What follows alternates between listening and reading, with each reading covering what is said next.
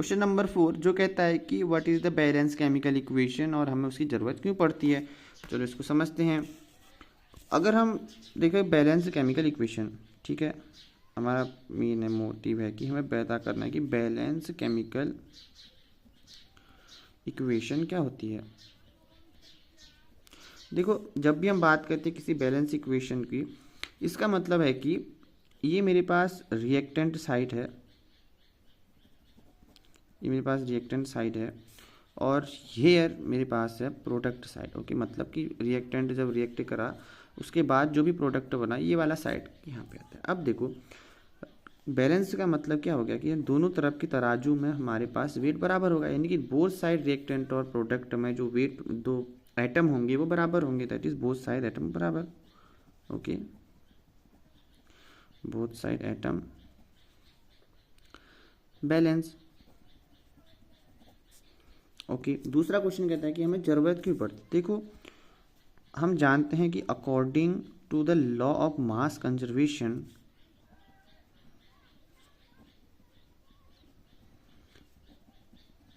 Conservation का मतलब ही वही होता है कि मास कंजर्वेशन, यानी कि मास का क्या होता है। लॉ ऑफ मास कंजर्वेशन यानी कि मास, हम कह सकते हैं कि मास जो है वो सुरक्षित रहता है, कंजर्व रहता है। तो लाइक हम कहते जैसे लॉ ऑफ एनर्जी होता है, एनर्जी कंजर्वेशन होता है, तो वो भी होता है कि ना तो एनर्जी क्रिएट हो सकती है ना डिस्टॉर्ट हो सकती है, ये ट्रांसफ़र हो सकती है एक रूप से दूसरे रूप में, पर ना ही क्रिएट होती है ना ही डिस्ट्रॉय होती है। सेम मास का भी होता है कि जब हम मेरे पास एक केमिकल इक्वेशन में दो रिएक्टेंट C प्लस डी बन रहे हैं, तो मैं कह सकता हूँ कि इन दोनों में ये दोनों आपस में मिल रहे तो ना तो मास क्रिएट होगा ना डिस्ट्रॉय होगा, बस ट्रांसफ़र हो सकता है कि इसका मास कहीं चले गया कहीं, वही हो सकता है।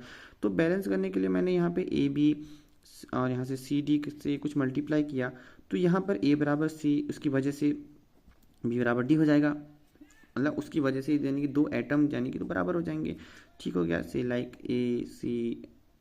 सी बी बी और D T, like an example.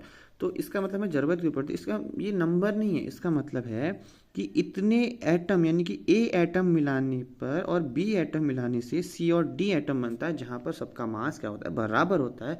इस वजह से हम किसका यूज करते हैं, केमिकल इक्वेशन का की ज़रूरत इसलिए पड़ती है, लॉस मास कंजर्वेशन की वजह से दोनों जगह क्या होता है, मास का जरूरत है। अब चलो क्वेश्चन नंबर 5 करते हैं, जो कहता है हाइड्रोजन कंबाइन होता है नाइट्रोजन के साथ और अमोनिया बनाता है, तो इसको बैलेंस करो। ठीक है, पहला क्वेश्चन है हाइड्रोजन गैस जब नाइट्रोजन गैस से मिलती है तो बनाती है अमोनिया। ओके, ये तो कैसी है।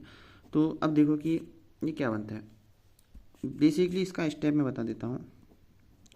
ये स्टेप कहता है कि सबसे पहले हमें रिएक्टेंट और प्रोडक्ट में सबसे ज़्यादा मॉलिक्यूलर आइटम में सबसे हाईएस्ट आइटम को देखना, जिसके पास सबसे ज़्यादा item, that is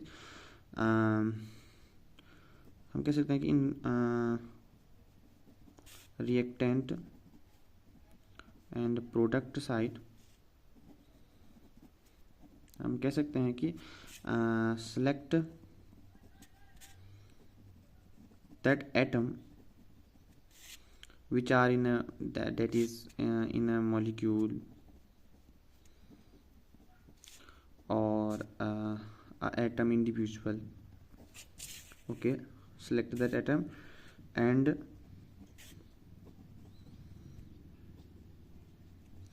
balance it on both side। तो हमें क्या मिल जाएगा, एटम मिल जाएगा। अब हम बैलेंस करते हैं, सबसे ज़्यादा हाईएस्ट पावर कितना है, 3 है इसमें, अमोनिया मॉलिक्यूल में हाइड्रोजन की सबसे ज़्यादा है, और यहाँ पर हाइड्रोजन कितने हैं, दोनों तरफ देखो बैलेंस नहीं है, यहाँ पर 2 है यहाँ पर 3 है। बैलेंस करने के लिए क्या करता हूँ, अगर मैं 1 से मल्टीप्लाई करता हूँ तो कुछ फ़र्क नहीं पड़ेगा, चलो 2 से मल्टीप्लाई करते हैं, 3 दूना 6 और यहाँ पे 6 के लिए 3 यानी कि बैलेंस हो गई।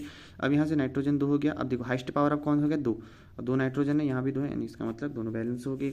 यही ओवरऑल मीनिंग है इसका, यानी कि हमें सबसे पहले देखना है कि रिएक्टेंट और प्रोडक्ट में कौन सबसे ज़्यादा मॉलिक्यूलर एटम इंडिविजुअली किसका ज़्यादा एटम है, देन उसको हम बैलेंस करेंगे, दोनों साइड देखेंगे कंपैरिजन करके कि यहाँ पर इतना यहाँ पर इतना, किस हिसाब से हम करेंगे दोनों तरफ बराबर हो जाए।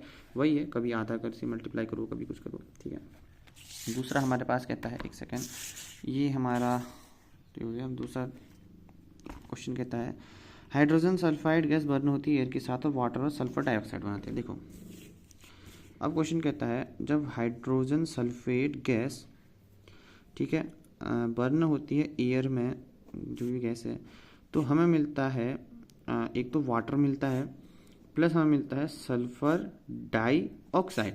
तो सल्फर डाइऑक्साइड मैंने ऐसे कैसे लिख दिया, देखो अगर मैं 1 कहूँगा तो 1 हो जाएगा, 2 मतलब डाई यानी कि 2, ऑक्साइड मतलब 2 ऑक्सीजन है, ऑक्साइड मतलब ये, ठीक हो गया, और 3 मतलब ट्राई या ट्राई जो भी कहो, 4 हो जाएगा टेट्रा,